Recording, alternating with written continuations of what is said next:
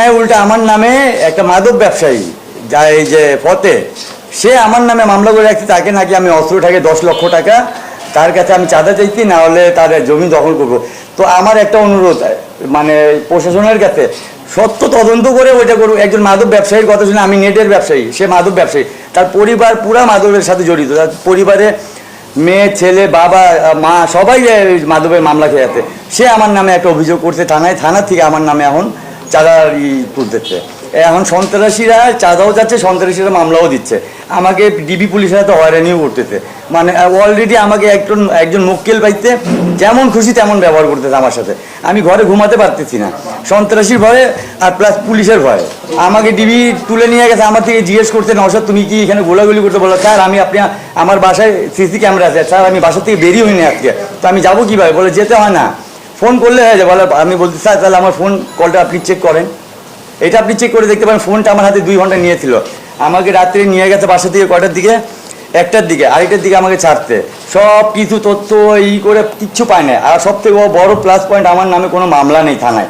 এই কারণে ওরা এখন প্ল্যান করতেছে এর নামে আগে মামলা দেয়, মামলা দিলে তাহলে আমাকে আর্মি নিয়ে গেছে, মামলা পায় নাই, আমাকে র্যাব নিতে মামলা পায় নাই, আমাকে ডিবি নিতে মামলা পায়নি, আবার ডিবি নিতে মামলা পায়নি, তার পরের দিন আমার নামে মামলা দিয়ে দিতে, ডিবি রাত্রে ছাড়তে, সকালে আমার নামে একটা মাদক ব্যবসায়ী মামলা দিয়ে দিতে। কোনো সন্ত্রাসীর কথাই এটা করতে। এটা এখন আশিক হতে পারে, এটা আমাদের এলাকায় অনেক 4 স্টারের গ্রুপ আছে, আমি নাকি 4 স্টারের বাহিনী, তাহলে আমি কি এইখানে আসতাম? আমি একজন সাধারণ ছেলে, আমি ব্যবসা করে খাই, আমি লোকাল ছেলে আমাদের এলাকায়, আমি কাউকে চাঁদা দিব না। আমি বেঁচে থাকতে আমি 1 টাকাও কাউকে দিতে পারবো না, আমাকে মেরে ফেলুক। 4 স্টার থেকেই কেউ আমাকে চাপ দিয়ে, আশিক তো একটা 4 স্টারই, ঠিক আছে। এখন থানায় কে ফোন দিচ্ছে এটা তো আমি আর ক্লিয়ার বলতে পারি না, বিএনপি লোক হতে পারে, আমি বিএনপি করি, কিন্তু আমি এটা শিওর না, কিন্তু ফোন দিচ্ছে একমাত্র থানার ওসি বলতে পারবে। এই যে ডিবির যে শরীফ এএসপি, উনি আমাকে ছেড়ে দিতে, উনাকেও মানে বলা হয়েছে কেন ছাড়লা তুমি, ঠিক আছে কেন ছাড়লা তুমি? তো এই জিনিসটা তো সে আমাকে বলে নাই যে তাকে কে বলছে। এই আমাকে ছাড়তে দেখে তাকে অনেক কথা, আমাকে আমার এই অভিযোগ এখন সন্ত্রাসীর বিরুদ্ধে। এখন আশিক ডাইরেক্ট আমার থেকে সে টাকা চাইছে, ঠিক আছে। আরেক সন্ত্রাসী আরেক মাদক ব্যবসায়ীকে ফোন করে আমার নামে একটা অভিযোগ করেছে। তো আমার প্রশাসনের কাছে একটাই দাবি যে আপনি সত্য যাচাই করে তারপরে আপনি একটা করেন।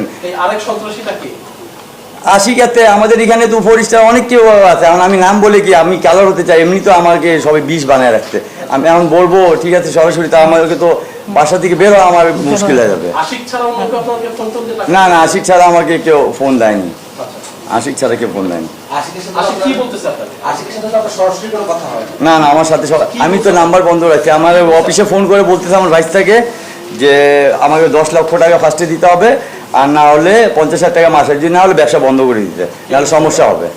আমি ইন্টারনেটে ব্যবসা করি, আমার থেকে চাঁদা যাচ্ছে, আমি ব্যবসা হালাল ব্যবসা করে আমি 1 টাকা চাঁদা দিতে পারবো না, আর যদি এটাতে আমার যা হবে। কিন্তু আমার প্রশাসনের কাছে একটাই দাবি, আপনারা কোনো সন্ত্রাসের কথা শুনে মামলা নিয়ে ভালো লোককে হয়রানি করেন না, আপনারা সত্যটা তদন্ত করে যদি আমার নামে কোনো ক্লু পান, কোনো রিপোর্ট পান, আমি নিজে আপনার কাছে যাব। যেমনি আমি অফিসার ডিবির অফিসারকে বলতে স্যার আমি সবসময় বাসায় থাকি, ওনারা যখন আসছে আমাকে বাসায় পাইতে, আর আমার বাসায় বালিশ পর্যন্ত এমন কোনো চিপা নাই যে ওনারা চেক করেন, কিচ্ছু পাইনি। এখন তাদের মাথা খারাপ, এখন বলতেছে এর নামে মানে ওরাই প্ল্যান করতেছে, এটা আমার কথা, একটা মামলা দেওয়া একে, একটা আগে লাল কালির দাগ লাগাই তারপরে একে নিতে থাকবো। তো এই আমার কোনো মামলা নাই দেখে আমি বারবার আল্লাহর রহমতে বেঁচে যাচ্ছে, ঠিক আছে। এবার ওরা লাস্টে কী করছে, একটা মাদক ব্যবসায়ী দিয়ে আমার নামে একটা অভিযোগ করে থানায়, আমি নাকি তাকে অস্ত্র ঠেকায় 10 লক্ষ টাকা চাঁদা দিতে। আল্লাহর রহমতে আমার হালাল পথের ভালো ইনকাম আছে, আমি কেন হারাম পথে যাব? এখন না পেরে আমাকে এখন আশিকের পিছনে কারা আমি এটা বলতে পারি না, কিন্তু এখন বর্তমানে আমাকে ফেস করতেছে আশিকই, ডিস্টার্ব করতেছে। আর আমি ওই মহিলাটা উল্টা বলতেছে আমি নাকি আশিক গ্রুপের বাহিনী, আবার আশিক ফোন করে আমাকে ঠেটেও দিচ্ছে, আবার বলতেছেও আমার ভাই থেকে আমি নাকি তার বাহিনীর লোক। তাহলে তোর বাহিনীর লোক থাকলে তুই আমার থেকে চাঁদা যাবি? ফতে গাঁজা ব্যবসায়ী। এটা কার লোক? ও আমজাদের বউ হয়, ওর ছেলের নাম আলমগীর, মেয়ের নাম বলতে পারে, সব ব্যবসায়ী, ওরা মাদক ব্যবসায়ী।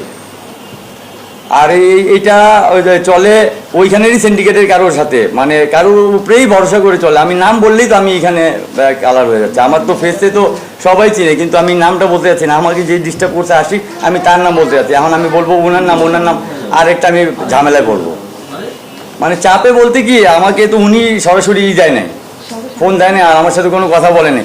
কিন্তু আমাকে মনে হচ্ছে ফতে যে আমাকে করতে, আমার নামে যে একটা অভিযোগ দিতে, এইটা ওনাদের কথা হতে পারে।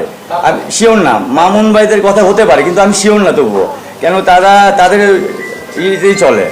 এখন আমি একটা বলবো যে হ্যাঁ ওইটা মামুন ভাইয়ের কথাই ওই করতে, তখন তো আমি আরেকটা চাপে পড়বো, তখন আমি আবার কোথায় যাবো।